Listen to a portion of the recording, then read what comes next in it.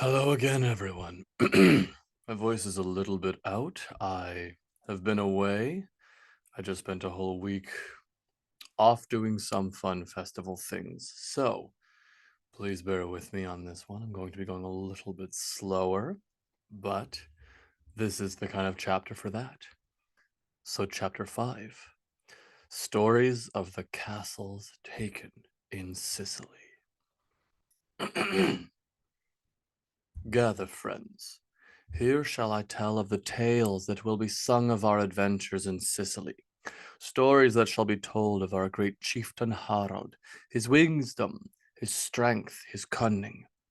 The skald Brindala looked solemn at the gathering Varangian who sat by the fires and drank good Sicilian wine, even of his death. The crowd laughed heartily. The sailing Varangian all sat together, blood upon their mailed shirts, blood upon their weapons. They sat victorious and proud, and they breathed as relaxed hunters who have taken their kill. Our first castle we came upon, as you here can attest, was strong. When we came upon it, Harold could tell straight off that its walls were thick, that we could assault these walls with our picks and axes for years, and never would we go through. Oh, too, the doors were also hewn of good strong wood and bound in cold iron. Thus they also would not be moved. Our commander Harold had all of us around the castle to look for weaknesses, and we could do nothing for him in this. From the castle was sent to us a messenger to ask for quarter? No, sent to dishearten us with the talk of supply and provision. He told us that his castle could withstand 10 summers of our assault and not would it be moved, for so well were they prepared for an attack. But the skald paused and took himself a drink of his cup. They were not ready at all for the arrival of our army. To that the army cheered. Many who'd done feats stood and invoked the applause with encouraging arms. For we are in the Emperor's. What was it? He paused again as if thinking. Ah, yes, we are the Emperor's wineskins. The whole audience laughed, and each of them raised their horns and cups and chanted Skål to their own valor and drunkenness. It was the thought of our good commander that broke through those great walls, for he was wise in his appraisal of the lands. You see, he watched for a whole day the tops of the walls of this castle, while we all stood about and waited the order for our disastrous attack, that we would have charged bravely. There came another round of agreements, but that would not be our fate there. For Harold the Wise saw the birds. They flew from their nests in the thatch of the castle's homes. Their nests were in the wooden rafters and within the hay bales. Excuse me. These were their stories, and these were their stores, and thus must be plentiful after all if they were indeed going to withstand our surrounding. He ordered we, his bird catchers, he called us, to go and trap the birds we found in the forest. Each day did they go out to look for forage to feed their young, but they met with the swift hands of the warrior Varangian. Together we caught hundreds of feathered beasts. Harold was pleased with the amount we brought to him at the middle of that day. Then their backs were bound with various mixtures, tarred sticks, wax smeared, and sulphur put upon their feathers. Then he ordered that we take this very holy fire here and light them all aflame. The skald Brindala took a stick of wide palm leaves, from the fire and shook it over his head. Many small embers from the burning leaves blew from it and flew onto the seated throng of the Varangian. They reacted angrily to being showered with the hot fires, and many others laughed as Brindala laughed. You think you are so offended to have some few sparks shower over you as thus? Can you begin to imagine what horrors must have been met in the minds of those men atop the walls as they saw their death coming by flames that carry themselves? Hundreds of birds racing in panicked flight from our camp towards their nests in the thatch and roofing rafters of the twice 2 score homes within the castle. Their arrival leading to a great conflagration. He emphasized the big word, letting context carry its meaning to the men. Many of the birds perished while flying and fell from the sky, engulfed balls of fire that spattered upon the rock and sands below. Some outside the castle wall, but many more within. Doubtless that in their frenzy, many of them managed to reach their hungry chicklets, where they could die peacefully. But our purpose was well done, and we needed only to wait as the city inside burned. By the evening, we saw the glow of the great fire upon the sky over the strong and impenetrable walls.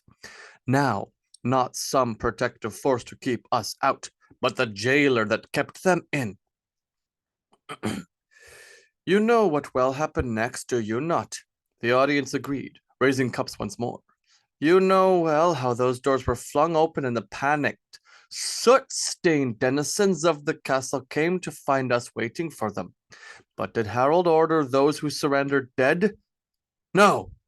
All those who came and begged on their knees before our might, for mercy and for their lives were granted the leniency of quarter. These proud and imposing men who had stood in proud and defiant opposition now pleading for their lives and those of their family. They were all of them granted if they but surrendered. And thus it was that the first castle of this place was taken and plunder was done there. The skull took another big drink from his horn.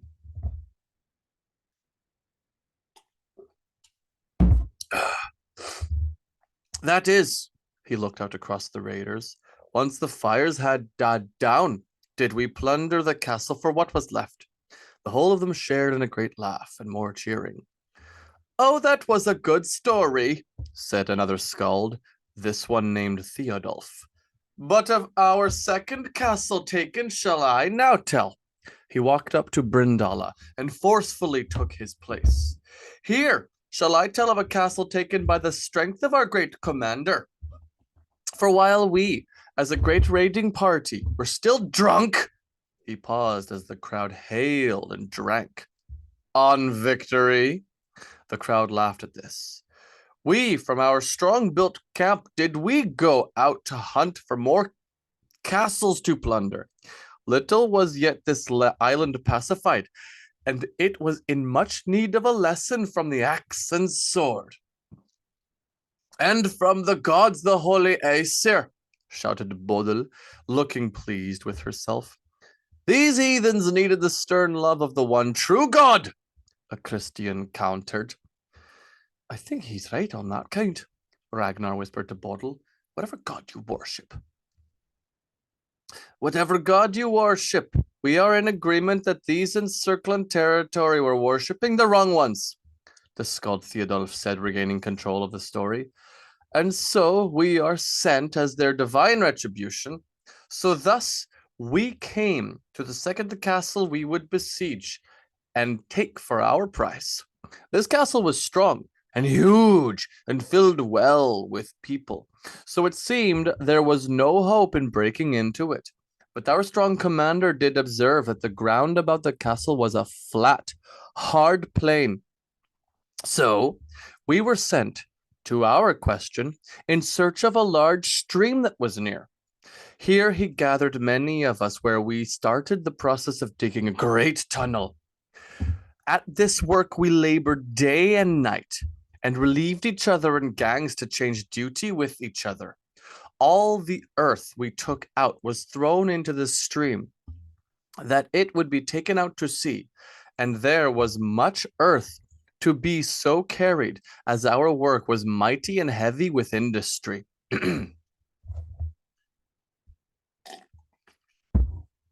Those who did not work on the dig were about the castle, making sure ever to be out of bow shot. They would launch arrows toward the castle and make certain that they stayed from the enemy range, as those within the walls would shoot arrows at us through their loopholes. Grueling was the work. Long did we toil and mine like dwarves in our extraneous effort. Harold came then to walk the length of the underground passage. While doing so, he muttered to himself a count.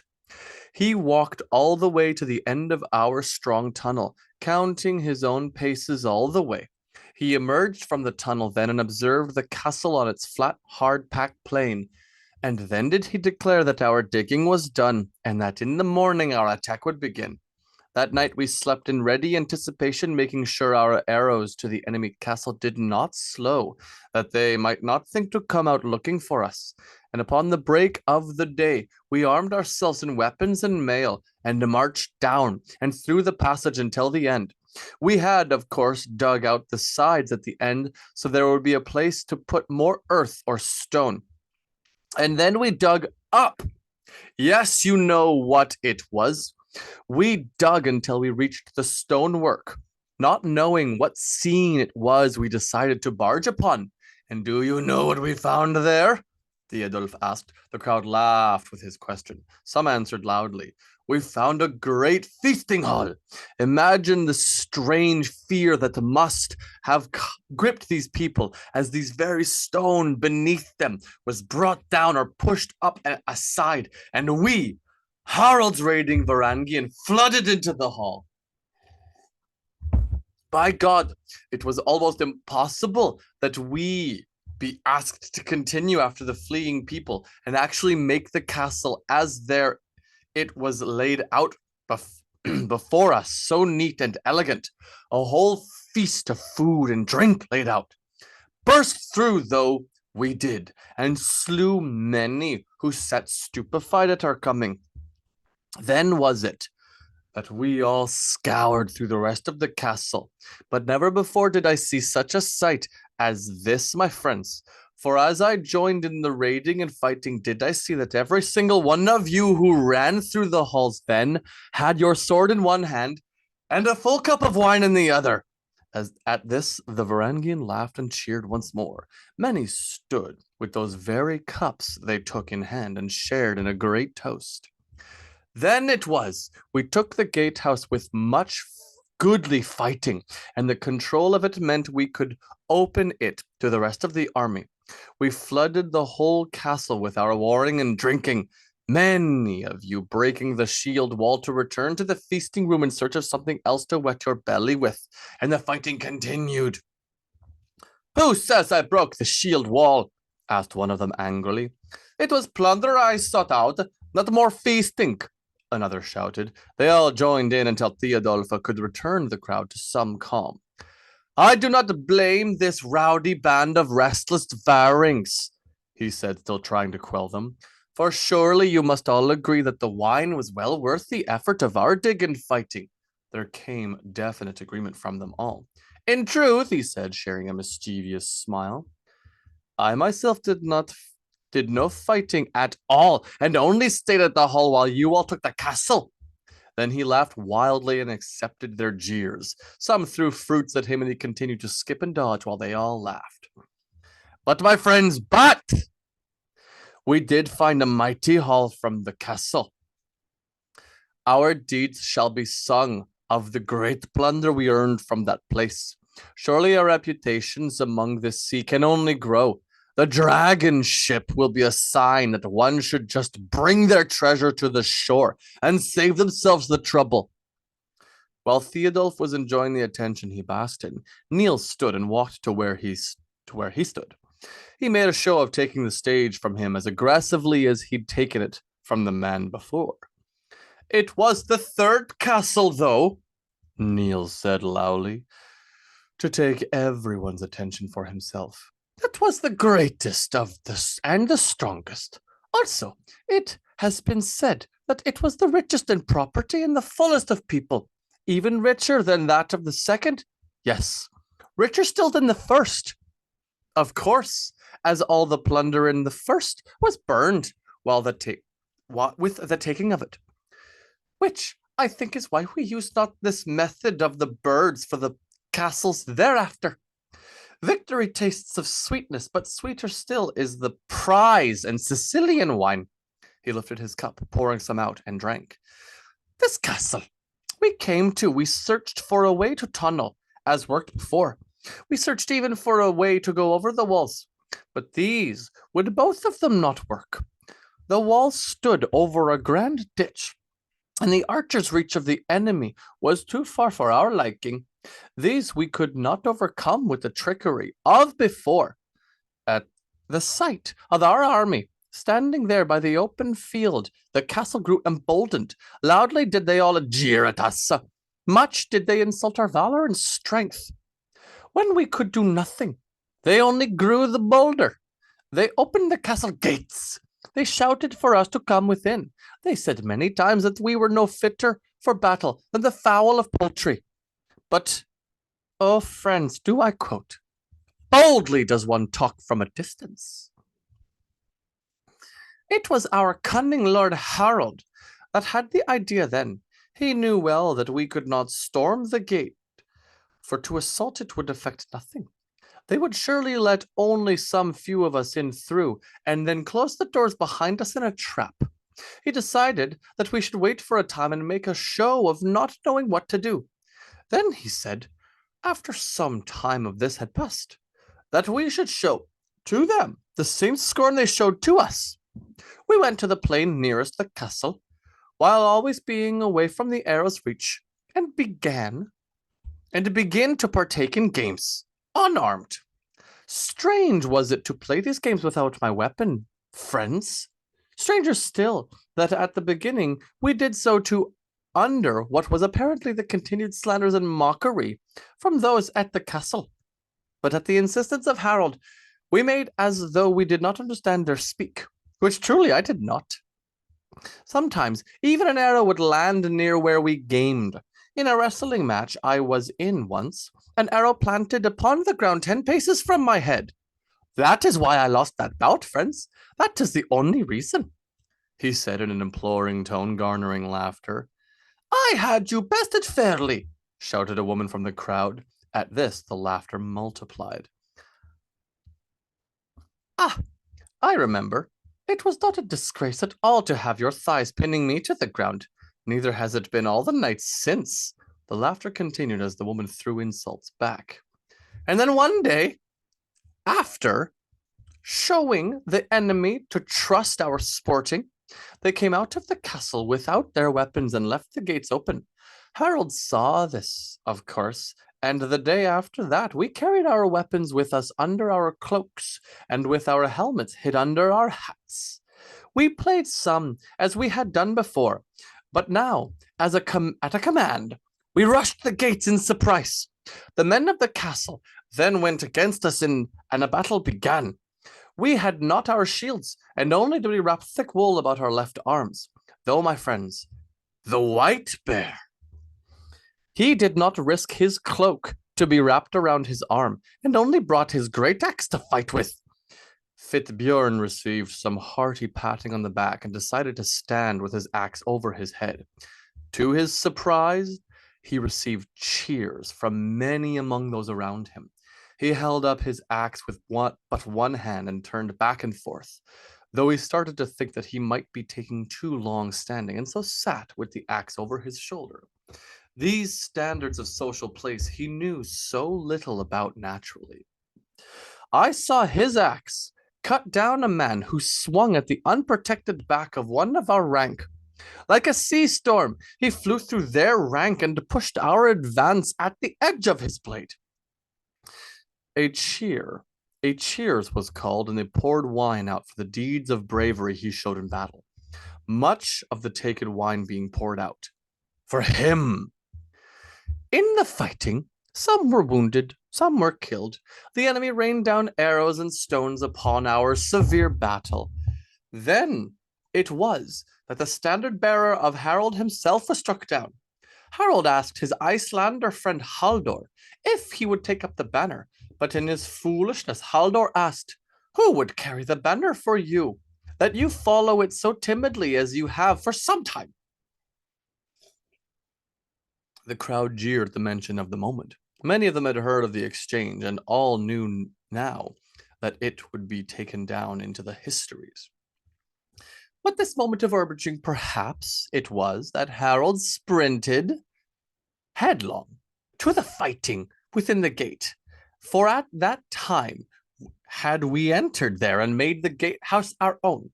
But Haldor should not have spoke thus, for our commanding Lord Harold is one of the boldest men under arms. The crowd cheered Harold. Fitbjorn did not. Into and throughout the castle did we revel and fight like flooding waters. But unfortunately, unlike the last castle, there was no feast wine for us to take while we fought. Though just as bravely did we plunge into the fight. Still after and again we let those who surrendered go without being put to the axe. Poor Haldor the Icelander will remember that battle always, for he was struck in face grievously and shall show the mark of that wound all his life, I think. Meanwhile, Harold took the surprised castle for himself by his own cunning and let it be ours for the taking as well. Niels basked in the cheering and praise of his fellow thanes as he walked slow and triumphant to where his friends sat. They all greeted him with more wine to drink and kind words. "Go now, White Bear," Niels said, excited. "Go?" he asked. Niels nodded in excitement. "Yes, go, go. The fourth castle story can be yours. Take the place. Be bold, my friend." He looked out at the crowd. "I am not ready. Boldness have I enough for battle. For this I am not ready." He shook his head. "Not yet." He looked around at all those who watched the skalds and found that it was not that he feared them. "A fine tale they all were," said the next skald, who was a Greek named Michael, but he knew well the scalding traditions of the Northmen and was a well-respected and noble Varangian. "But now, my friends, the time has come to cast a somberness upon these festivities. For the manner of our undoing this next castle was the untimely death of that great commander and battle brand named Harold Sigurdsson." The crowd laughed and whooped at these words. "We again had to row our long ships along the coast in search of another castle to sack, and in the doing we found many villages to raid and more food and water to fill our stores. Finally, we found another castle, a mighty and obviously strong castle that you of the north could only dream to build." "Boo!" the audience responded. "Yes, you bearded savages could never enjoy the kind of structural sophistication we have perfected in this part of the world." The laughter and jeering were just as much a part of the performance as the story was, and Michael was wielding both expertly.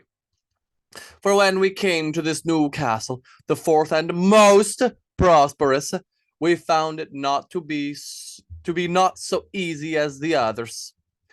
Its walls were thick like the first, but we could not find enough birds. The walls were high like the second, but we could not dig a tunnel. The ditch was well dug like the third, but the gateman would not be coaxed with our games. It was a fearful task we were set to. We surrounded the castle again, thus that nothing could go in or out, but it was ever our knowledge that they were well provisioned. They had heard tell of our mighty exploit and were readied, the curse of powerful reputation. And so, and so short a time after our arrival, my friends, our dear commander fell ill. He had the finest bed made for him of the local lumber and our good Micklegard silk. Then we erected for him a tent away from the camp, and that he might be left with his thoughts, and left to rest and recover away from the clamor and clanging of armed warriors. All of this the enemy must have observed, for they we have learned, sent spies to our camp to see what it was that was happening. And in our own cleverness did we find out these spies and not have them knifed right off. Any of them who brought back a message to the castle would tell of an assault from our rank, then was an impossibility. And then the health of Emperor started to diminish, so that all of us were cast down in melancholy. As all of this was brought in words to the castle, at last Harold's state fell faster, that death was sure to come for him, and he sent some of we Christians to go and treat with the castle then, for it was Harold's wish that he be buried in the church there, a good and righteous Christian burial, where he could have his soul consecrated unto heaven by their clergy. Much did we tell to them of the benefit this might bring, for with so famous a man, a Varangian, as Harold to be buried in the church, would bring them much favor of the world. Gifts would be brought, pilgrimage could be expected from Miklagard and the far reaches of Middle Sea. The priests were in fact eager at the idea. They would indeed inter our great commander in the church and reap those benefits. A coffin was made, a grand and opulent casket to show the grandeur of the man who would lay within. Indeed, our efforts were so well made that when we brought forth the grave box, we were met at the gate by eager priests who wanted each to be the first to take in the body of Harold. The procession that brought the corpse was large. Many banners were flown, and the coffin was held high in honor for the burial rites. The priest out front of the door had a cross and a shrine and many godly relics to cast providence upon the event. There they stood at the gates, watching the unarmed men coming, their greed and vanity clouding every thought. The bearers of the coffin came to the gate then, receiving solemn welcome from the priests, and placed it down. But surely you know of the story of the king Hastian, who and how he took the city of Luna. Then those bearing the body took the bars from the coffin sides and put the doors open. Barely did the priest have a chance to ask what they were doing then, when, to their horrors, the Varings threw off the lid of the coffin and showed it to have horns and swords within. Good strong steel and loud horns from the frozen north. Harold himself said from the side of the gathering. All eyes turned to him. My death bought the doors to that castle, and their deaths bought the rest. The horns blew loud, and the blades were taken up, and all those priests who were so eager to intake the coffin were now as eager to make their retreat from the wild slaughter that happened at the gates. The horns drew the coming of the rest of the army from the camp, and much did we pillage and plunder the castle. I think, in fact, that we rummaged so well that we killed every man within the castle, whether clerk or unconsecrated. Every last piece did we pillage, and brought more to our coffers. An enormous booty, the legend of our efforts here in Sicily, and upon the coast of that Cirque land will be told for 1,000 years hence. Much is our effort worth the telling of stories. Much these feats and tales great deeds to hear to grow our reputation. And the greater still is our booty and plunder. The crowd cheered again, hearing their accomplishments told by the skald, the tales that would be sung in halls and distant lands. All the Varangian thought of their wealth from the raids, or their repute, but Fitbjorn sat by the fire and stared. He'd spent the evening listening to stories told, but they were not stories of him. Despite his mention, he heard only stories of the great Harold Sigurdsson. He sat by the fire staring at the man, dreaming of the moment he could have him alone.